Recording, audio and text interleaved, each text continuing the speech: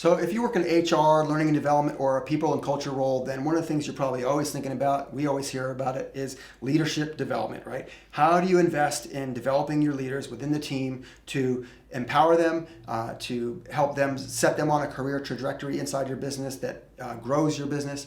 And there's so many options out there, right? We hear all the time from people who hire us that, they've hired hacks in the past. They've had facilitators came in who didn't really do anything. They've had PowerPoint presentations that put everyone to sleep. They've spent lots of money on things that got little value for. And we feel like at PowerProv, the training that we do is built around an ensemble mindset, which at its core is really a status buster. It kind of puts everyone on an equal playing field and creates this sense of like, we're all in this together. That said, every single one of the skills that someone who takes a PowerProv workshop acquires will set them up to become a better leader in whatever it is they're doing. And some examples from you, Caroline, what would you think some of the top examples of that would be? As far as the games? No, in terms of skills, yeah.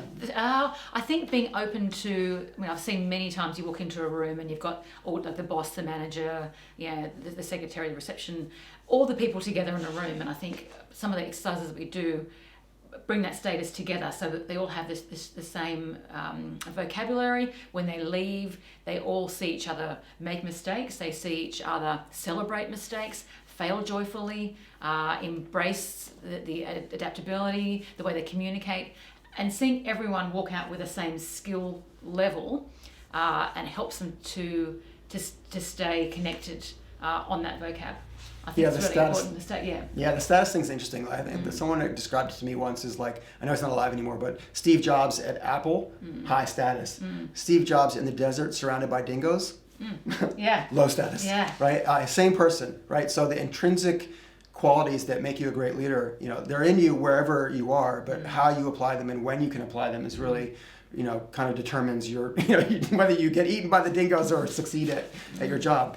And I think, to touch on a couple of other things that I think every great leader needs are obviously being a great listener, being a good communicator, team player, right? But collaboration as well. I think what's absolutely big right now is everyone sharing ideas, and I think a great leader gets ideas and communicates with people throughout the business, not just a leadership team as such. I think being open to a different variety of people and that collaboration is really important. Yeah, the word that pops into my head is support, right?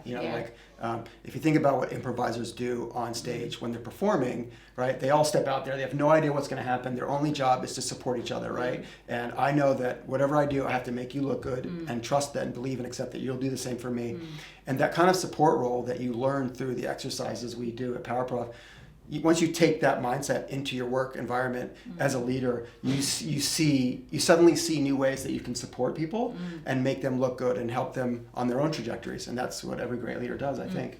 Yeah, cool. So adaptability and being a great leader are just two of the many things that we help people do at PowerProv.